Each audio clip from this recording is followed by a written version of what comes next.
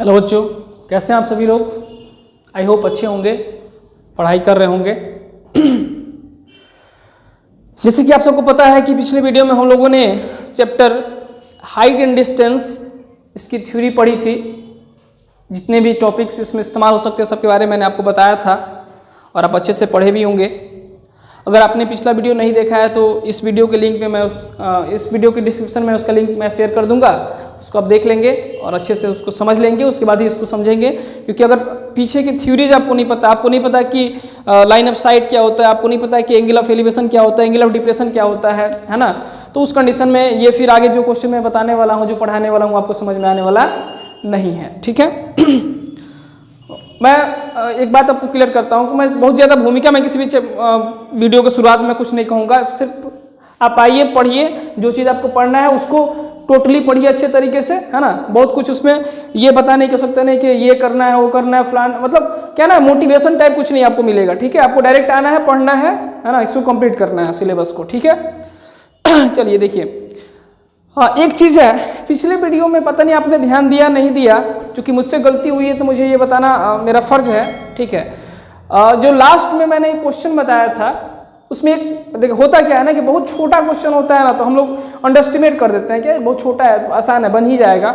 आपको याद होगा कि आपको पढ़ाए थे लास्ट वाले सबसे आखिरी में एक क्वेश्चन पढ़ाए थे जिसमें इस टाइप का एक फिगर बताए होंगे आपको ABC, और यहाँ पे एक रस्सी थी और बताया था कि कोई सर्कस आर्टिस्ट है, इस पे चढ़ रहा है, तो इस AB का हाइट कितना होगा बताइएगा। तो हमने क्या किया था, sin 30 इस्तेमाल किए थे। एक बारीक छोटी सी गलती हो गई थी। sin 30 = क्या होगा, तो यहाँ 30 डिग्री था तो यहाँ P/H होना चाहिए, तो P/H भी हम लिखे थे AB/AC, तो उस कंडीशन में ये 1/2 और AB ठीक है, AC का वैल्यू 20। और जल्दीबाजी में, चूंकि वीडियो बहुत लंबा हो रहा था, मेरे दिमाग में ये भी बात चल रहा था कि वीडियो बड़ा हो रहा है, तो उस कंडीशन में हमने क्या किया, इसको काटने के बजाय इसका क्रॉस कर दिया था और AB = 40 मीटर लिख दिए थे। ठीक है। आई थिंक आपने ध्यान दिया नहीं होगा, लेकिन फिर भी आपको ध्यान देना है, उसको देख लीजिएगा। तो ये काट देना है, इसको इससे क्रॉस करेंगे तो AB का वैल्यू जो होगा वो कितना हो जाएगा जी, 10 मीटर। यानी ये जो पोल होगा वो कितने लंबा होगा जी, 10 मीटर का लंबा होगा। ठीक है, तो इसको अब देख लेंगे उसको। चलिए, अब हमें हाइट एंड डिस्टेंस का आगे का जो क्वेश्चन बाकी है उसको कंप्लीट करना है, तो निकालिए। और मैंने बताया था कि मैं क्वेश्चन नहीं लिखूंगा बोर्ड पे, क्योंकि इसमें क्वेश्चंस बड़े बड़े हैं, बोर्ड में जगह थोड़ा सा होता है तो उसको समझाने में थोड़ा दिक्कत होती है।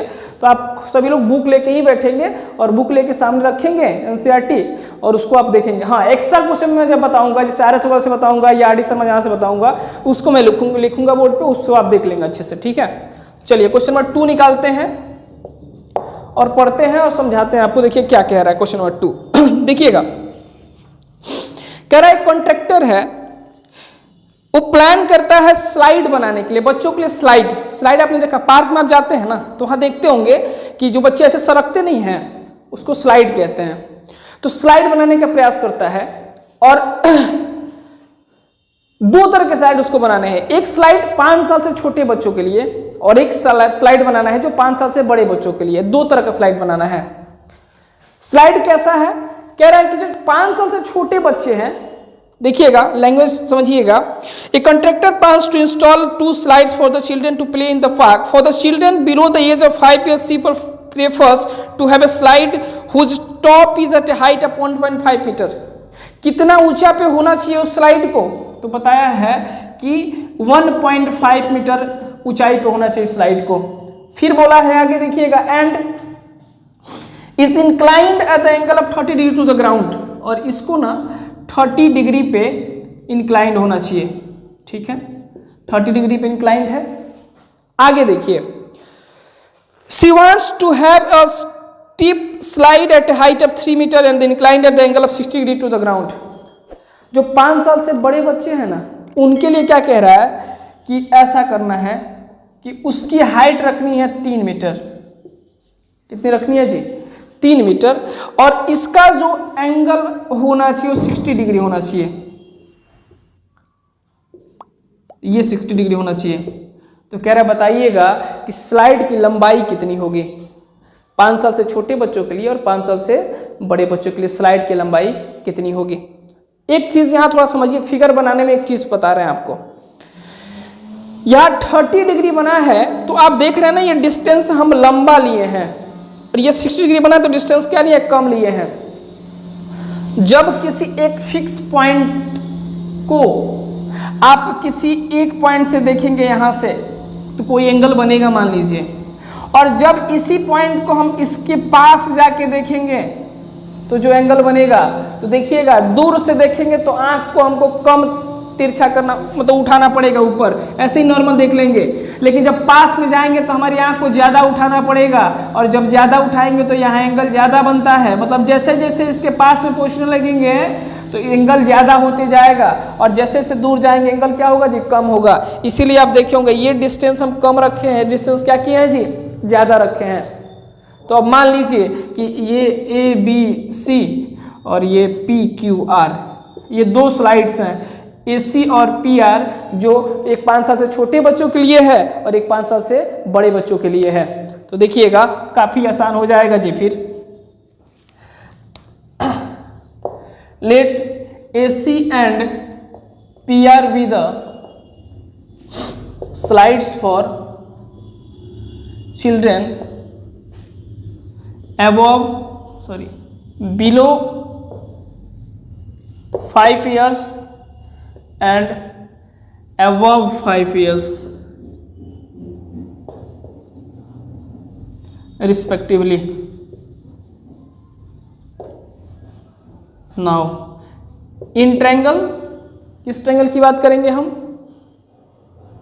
अच्छा, जो वैल्यू है उसको मन कर तो लिखिए, मन कर तो मत लिखिए, कोई फर्क नहीं पड़ता। मतलब अगर AB = 1.5 ऊपर दिखाना चाहते हैं, दिखाई नहीं तो फिगर में तो बना ही चुके हैं आप।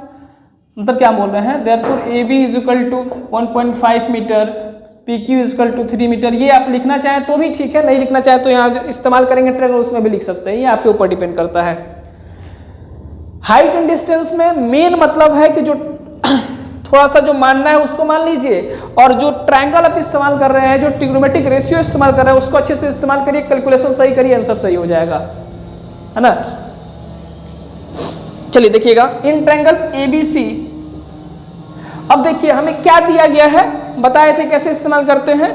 मेन एंगल देखते हैं, उसके अनुसार देखते हैं हमको मिला क्या है और हमें निकालना क्या है। तो मेन एंगल 30 डिग्री, इसके सामने क्या है बाबू, 1.5, ये हो गया P। मेन एंगल के सामने होता है परपेंडिकुलर, और हमारी इच्छा क्या है, हम निकालना क्या चाहते हैं, ये AC चाहिए हमको, ये स्लाइड चाहिए। तो उस ये क्या है जी, 90 डिग्री के सामने का साइड है, यानी ये हाइपोटेनस है, इसमें भी ये हाइपोटेनस है, तो यानी आपको साइन लगाना पड़ेगा। तो लिख देंगे triangle ABC sin 30 degree = AB/BC। तो sin 30 डिग्री का वैल्यू होता है 1/2, और AB का वैल्यू देख लीजिए 1.5 मीटर, और बाई AB/AC होगा ना यहाँ पे, बाई AC क्रॉस कर दीजिएगा तो AC = 3 मीटर। पहला निकल गया। दूसरे के लिए इन ट्रायंगल PQR, और सेम टू सेम यही काम तो करना है आपको, कर ही सकते हैं। देख लीजिए sin 60 डिग्री = PQ और बाई PR। sin 60 का वैल्यू होता है √3/2 = PQ का वैल्यू कितना है जी, 3/PR। तो एक काम करिए, इसको काट दीजिए √3 बार में, क्रॉस कर दीजिए, PR = 2√3 metre. Hence required length of slides = 2 slides हैं, पहला का लेंथ निकल के आया है 3 मीटर एंड दूसरा का निकल के आया है 2√3 मीटर, और यही क्या हो गया आपका आंसर। आई होप समझ में आया है, तो इसको राइट डाउन करिए। चलिए नेक्स्ट क्वेश्चन देखते हैं। कह रहा है question number 4, the angle of elevation of top of a tower from a point on the ground which is 30 metre away from the foot of the tower is 30 degree. एक ऐसा tower है, कोई भी एक टावर मान लीजिए AB, इसके foot से यानी इस B से 30 मीटर डिस्टेंस पर। अब देखिए इसके 30 मीटर डिस्टेंस पे इधर भी आप फिगर बना सकते हैं, और चाहे मन करता है तो इधर भी, किसी एक तरफ कोई एक पॉइंट मान लीजिए, जैसे यहाँ मान लीजिए पॉइंट C है। अब यहाँ से किसी को हम देखते हैं ऐसे, तो देखते हैं तो तो उस कंडीशन में कह रहा है यहाँ जो एंगल बनता है वो कितना डिग्री बनता है, एंगल ऑफ एलिवेशन 30 डिग्री। तो उस कंडीशन में कह रहा है ना, अच्छा ये डिस्टेंस कितना है 30 मीटर, तो पूछ रहा है कि इस पोल की हाइट कितनी है, इस टावर की हाइट कितनी है, यही बताना है आपको। अभी तक हम लोग जो भी फिगर क्वेश्चन पढ़े थे ना, 1 2 3 तीनों में बोला था कि पहले वाले में देखे होंगे रस्सी आके टच करता है ग्राउंड को तो ग्राउंड का के साथ एंगल बनाता है, ये बोला था। दूसरे वाले में भी पेड़ टूट के गिरा था तो बोला था। तीसरे वाले में बता दिया था कि ये जो स्लाइड टच करेगा उसका एंगल इतना होना चाहिए। एक्चुअली एंगल ऑफ एलिवेशन कह के कोई क्वेश्चन दे तो ये पहला क्वेश्चन इस तरह का है, जिसमें कहा है कि यहाँ से किसके टॉप को कोई देखता है तो एंगल ऑफ एलिवेशन कितना डिग्री बनता है, ये 30 डिग्री।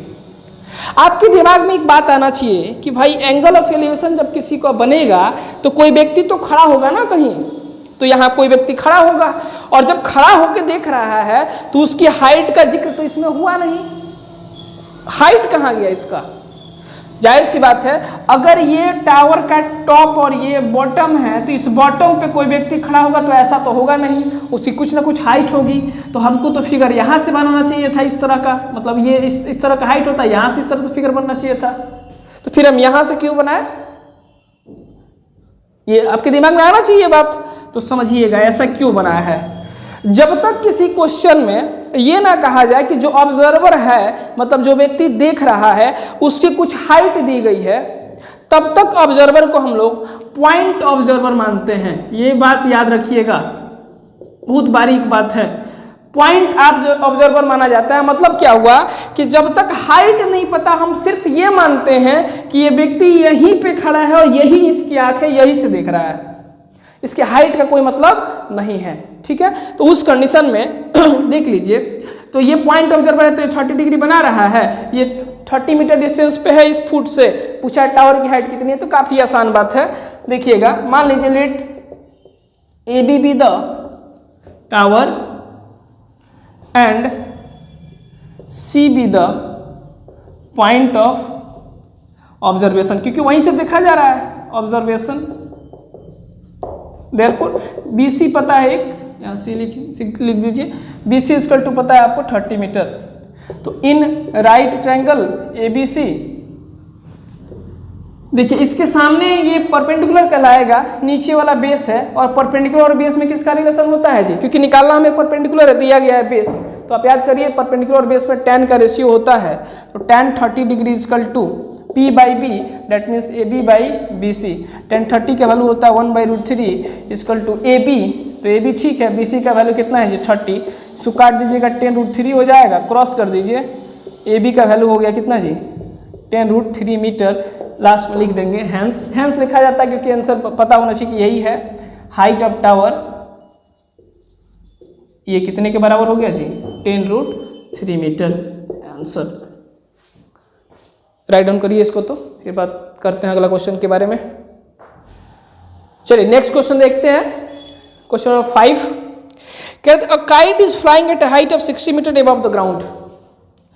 कोई काइट है, मान लीजिए कि ये आपका काइट है ना, ये ग्राउंड से कितनी ऊंचाई पे है जी 60 मीटर।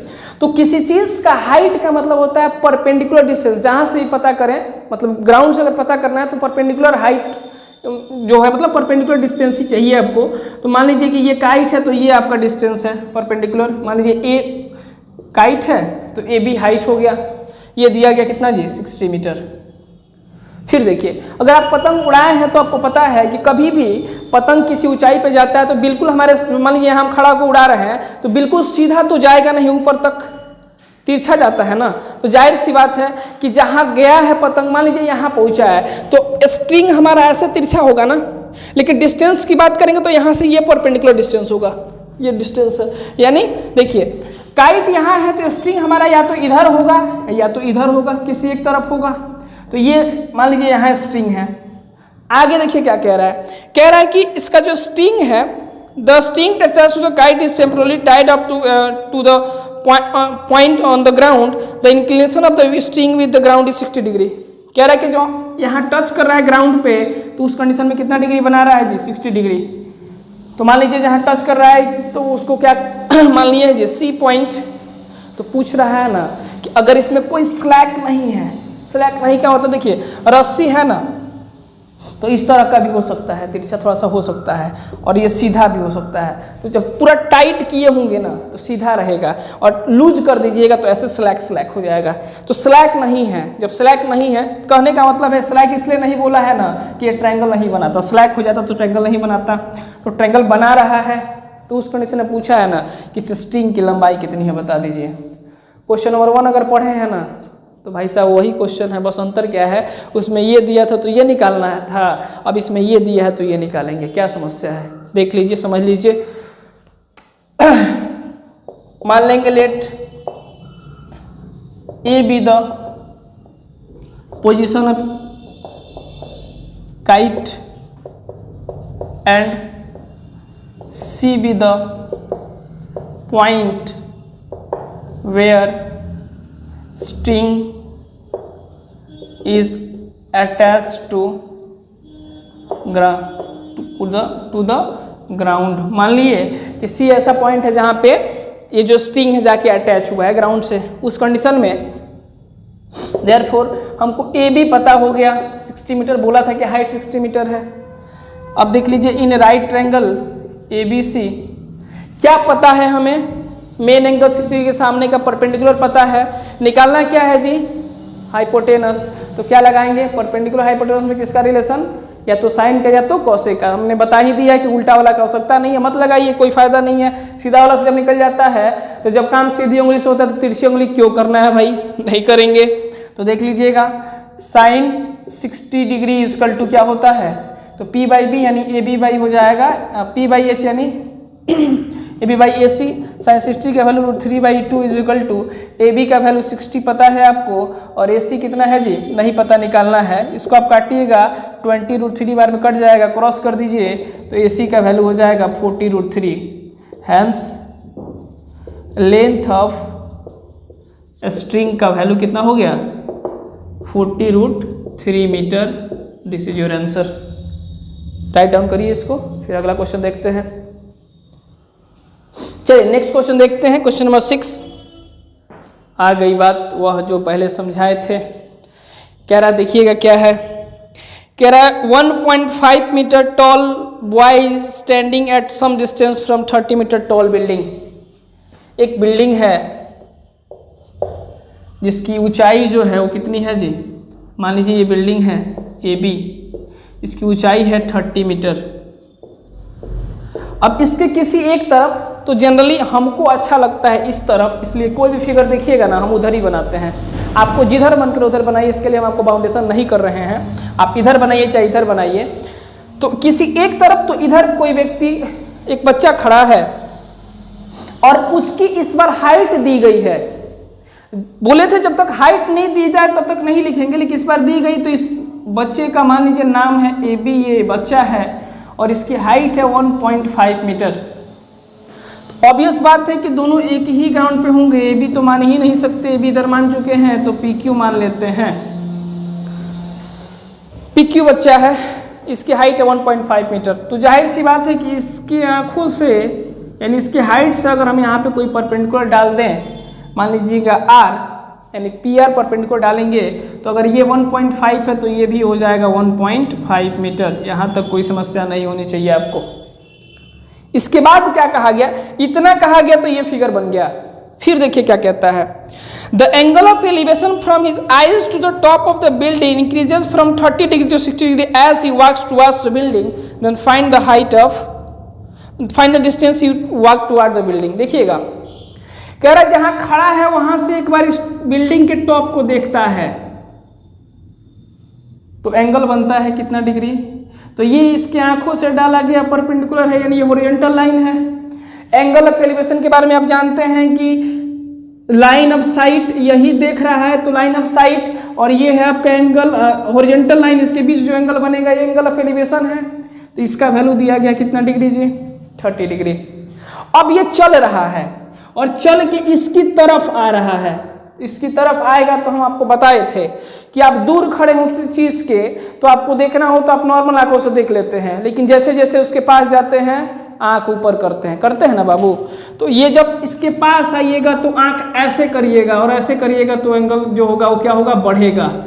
तो मान लीजिए PQ ही बच्चा है तो यहाँ भी आएगा, तो यहाँ आएगा तो हाइट तो उतना ही रहेगा, लेकिन इस बार एंगल यहाँ कितना डिग्री हो गया जी, 30 से बढ़ के बन गया 60 डिग्री बोला है क्वेश्चन में।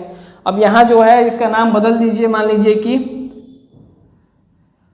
MN हो गया, ठीक है। तो उस कंडीशन में ये भी 1.5 मीटर ही होगा। पूछा है कि बताइएगा यहाँ से यहाँ तक कितना दूर आया है, ये डिस्टेंस कितना वॉक किया है, ये बताना है आपको। बड़ा आसान काम है, देखिएगा ये 30 मीटर है ना बाबू, तो इसको आप चाहें तो 1.5 में से इसको माइनस करिए तो ये 28.5 मीटर हो जाएगा, AR हो जाएगा 28.5 मीटर। तो उस कंडीशन में एक बार ये छोटा वाला ट्रायंगल इस्तेमाल कर लीजिए तो उसमें से MR निकल जाएगा या RM निकल जाएगा। एक बार ये बड़ा वाला ट्रायंगल इस्तेमाल करिए, जब कभी भी दो फिगर बने, दो राइट एंगल ट्रायंगल बने तो एक बार छोटा वाला राइट एंगल ट्रायंगल इस्तेमाल करते हैं, वहां से कुछ निकलेगा, दूसरे वाले में उसको पुट कर देंगे तो वहां से वो बन जाएगा क्वेश्चन। हमेशा यही काम करेंगे। तो एक बार इसको इस्तेमाल करेंगे, एक बार इसको इस्तेमाल करेंगे तो PR निकल जाएगा। जब PR निकल जाएगा तो PR में से RM घटा दीजिए तो PM बन गया। अब जो फिगर बनाए हैं उसको हम थोड़ा लिखते हैं। तो मान लेंगे let AB be the tower and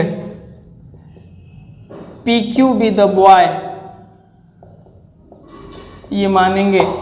therefore AB is equal to हो जाएगा 30 metre, PQ is equal to MN is equal to BR is equal to हो जाएगा 1.5 मीटर। तो उस कंडीशन में देयरफॉर आप चाहे तो AR निकाल सकते हैं, 30 माइनस 1.5 यानी हो जाएगा 28.5 मीटर, है ना। एंगल का जिक्र नहीं करते हैं, कोई आवश्यकता नहीं है। अब ट्रायंगल का इस्तेमाल करिए, इन राइट ट्रायंगल ARM। इसमें देखिए क्या पता है हमें, इसके सामने का मेन एंगल के सामने का साइड यानी परपेंडिकुलर पता है, चाहिए क्या हमको RM, इससे तो कोई मतलब ही नहीं है हमको। तो यूज करिए P और B में किसका रिलेशन, tan का। तो tan देखिएगा tan 60 डिग्री इक्वल टू क्या होगा बाबू, तो देखिए तो इसके सामने परपेंडिकुलर यानी AR और बाई बेस यानी RM। tan 60 का वैल्यू होता है √3 इक्वल टू 28.5 बाई RM। ये क्रॉस कर दीजिए तो RM का वैल्यू हो जाएगा 28.5 बाई √3। छोड़िए, फिर चलिए आगे देखिए। अब ये ट्रायंगल इस्तेमाल करिए, in right triangle ARP tan 30 degree equal to tan 30 का जब रेशियो लिखिएगा तो देखिए इसके सामने मेन, अब देखिए ट्रायंगल तो यहाँ ये भी बन रहा है बट वो राइट एंगल ट्रायंगल नहीं है तो उसमें इस्तेमाल नहीं कर सकते, तो इसमें इस्तेमाल करेंगे। तो ARP में tan 30 का सामने परपेंडिकुलर तो AR ही होगा, AR बाई ये RP पूरा। tan 30 1 बाई √3, AR कितना है जी 28.5 बाई RP। तो RP निकालना हो तो क्रॉस कर दीजिए, RP इक्वल टू क्या हो जाएगा तो 28.5 √3। अब हमें चाहिए क्या, ट्रैवल डिस्टेंस, यही ना है बाबू। देयरफॉर ट्रैवल्ड या वॉक डिस्टेंस बोला है तो वॉक जो पूछता है वही लिखते हैं। Therefore walk distance equal to, ये आपको वॉक डिस्टेंस जो है वो क्या है MP है, और MP निकालने के लिए आपको RP में से माइनस करना पड़ेगा RM को।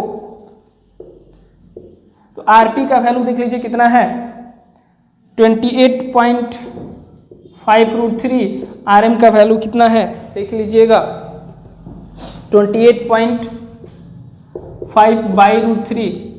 तो एक काम करिए, इसमें 28.5 माइनस कर लीजिए, बाहर आ जाएगा तो 28.5 बाहर निकालिएगा तो √3 माइनस 1 बाई √3 हो जाएगा जी। थोड़ा सा कहाँ लिख दे, यहाँ लिख देते हैं, थोड़ी सी जगह की कमी है इस कारण से देखा जाए तो ये इक्वल टू, वहाँ LCM ले लीजिए तो हो जाएगा 3 - 1 यानी 2 हो जाएगा ना जी। तो हो जाएगा 28.5 इंटू 2/√3 और इसको मल्टीप्लाई करिएगा तो 57/√3 हो जाएगा और डिवाइड करिएगा तो 19√3 मीटर हो जाएगा। और यही है आपका डिस्टेंस, रिक्वायर्ड डिस्टेंस।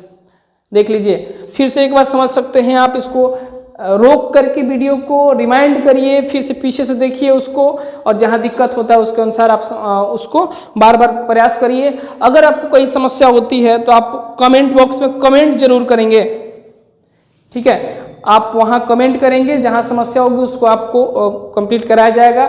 मैं आपको अपना व्हाट्सएप नंबर भी आज इस वीडियो के डिस्क्रिप्शन में दे देता हूं। अगर आपको किसी भी क्वेश्चन में ऐसा लगता है ना कि ये क्वेश्चन मुझे एक बार समझ में फिर से मतलब समझाया जाए, हमको समझ में आया नहीं, तो उसको आप व्हाट्सएप करिए, उस क्वेश्चन को मैं आपको सॉल्व करके भेजूंगा, ठीक है। मैं आपको व्हाट्सएप नंबर प्रोवाइड करा दूंगा आज डिस्क्रिप्शन में। चलिए इसको राइट डाउन करिए, फिर आगे पढ़ते हैं। चलिए नेक्स्ट क्वेश्चन देखते हैं, क्वेश्चन नंबर 7 क्या कह रहा है देखिएगा। कह रहा था from a point on the ground the angle of elevation of the top and the bottom of a transmission tower fixed at the top of a 20 metre high building is 45 degree and 60 degree, find the height of a tower. देखिएगा, एक building है, मान लीजिए A B building है, और generally हम लोग क्या होता है शहरों में देखे होंगे बिल्डिंग के ऊपर में टावर लगाया जाता है। तो इसके ऊपर में कोई टावर है, तो मान लीजिए कि एसी जो है वो टावर है। जो बिल्डिंग है, इस बिल्डिंग की लंबाई दी गई 20 मीटर, ठीक है। अब देखिए, इस बिल्डिंग से कुछ दूरी पर किसी एक तरफ एक कोई पॉइंट है, मान लीजिए कि यहाँ पे पॉइंट डी है।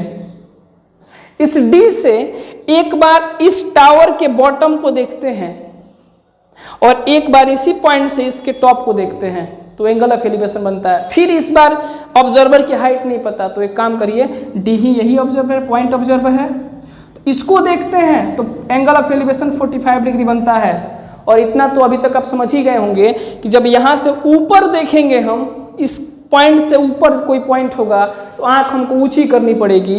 तो इस बार जो एंगल ऑफ एलिवेशन ये बनेगा, ये कह रहा है कितना डिग्री बनता है जी, ये बड़ा वाला बनता है 60 डिग्री। तो पूछ रहा है ना कि इस टावर की हाइट कितनी है,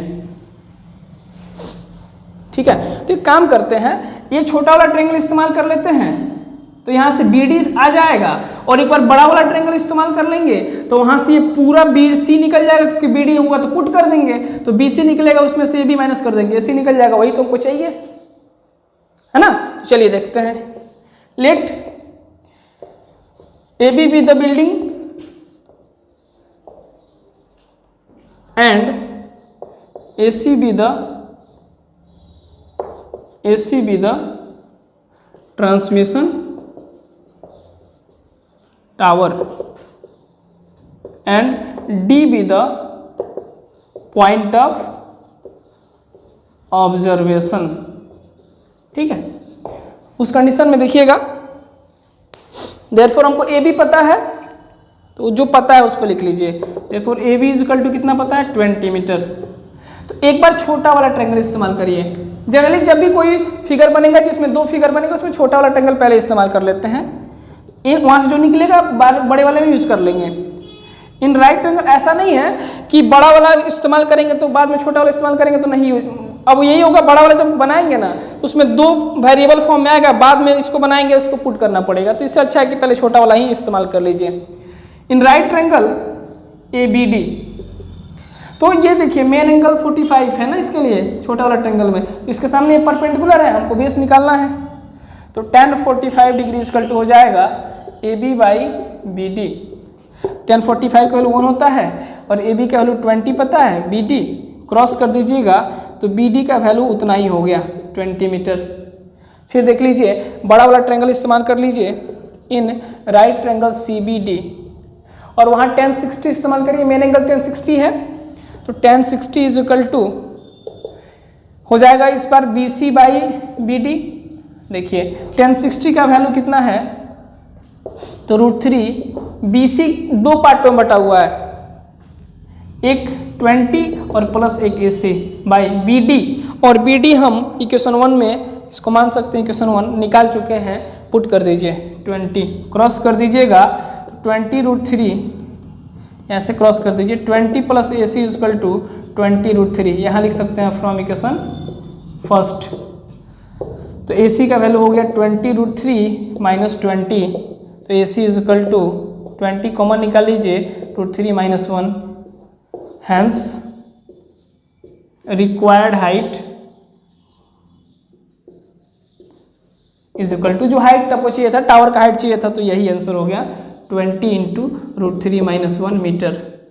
देखिए अगर किसी क्वेश्चन में √3 का वैल्यू न दिया हो या कोई ऐसा क्वेश्चन भी मिले जिसमें √2, √3, √5 कुछ आता हो, √5 तो आता नहीं है, √2, √3 ही आता है, अगर उसका वैल्यू ऐसा हो रहा है कि आपको दिया गया है क्वेश्चन में, आर सवाल देखेंगे ना तो उसमें दिया रहता है, तो दिया रहता है तो पुट करते हैं, नहीं दिया रहता है तो ऐसे ही छोड़ देते हैं, कोई समस्या नहीं है। क्योंकि आप पुट करेंगे 1.73 या 1.732 तो ये पॉइंट में आएगा, फिर मल्टीप्लाई करना पड़ेगा।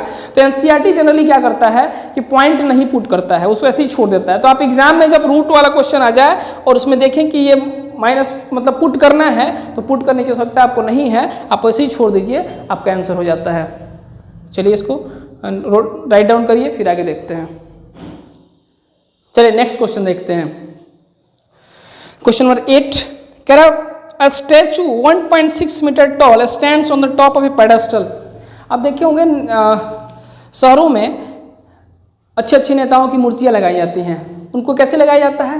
तो एक कोई ऐसा पत्थर का कोई भी 3 फीट 4 फीट 5 फीट लंबा कोई एक ऐसे ही लंबा ऊंचाई तक बना दिया जाता है और उसके ऊपर उसको रखा जाता है। तो जिस पर रखा है तो उसको पेडेस्टल बोलते हैं। तो कह रहा है एक पेडेस्टल पर, जैसे मान लीजिए पेडेस्टल की हाइट का वैल्यू है AB, मान लीजिए इसका नाम हो गया AB, इसके ऊपर कोई मूर्ति रखी गई है, सपोज करिएगा AC, और इसकी हाइट दी गई 1.6 मीटर।